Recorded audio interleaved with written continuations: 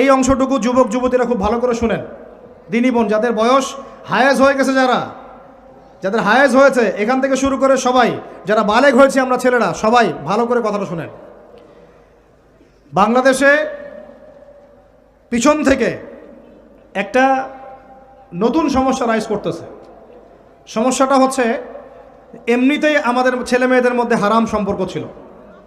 এর স্কুলে কলেজে বিশ্ববিদ্যালয়ে যাচ্ছে, ফ্রি মিক্সিংয়ে পড়াশোনা করছে, বাসায় পর্ন দেখছে, ওখানে গিয়ে মেয়ের সাথে হারাম সম্পর্ক হচ্ছে, তারপরে প্রেমের সম্পর্কের নামে জেনা হয়ে যাচ্ছে, জেনা হওয়ার পরে ছেঁকা খেয়ে মাদক, তারপরে গান বাজনা বাদ্যযন্ত্র ইত্যাদি ইত্যাদি, জীবনটা শেষ।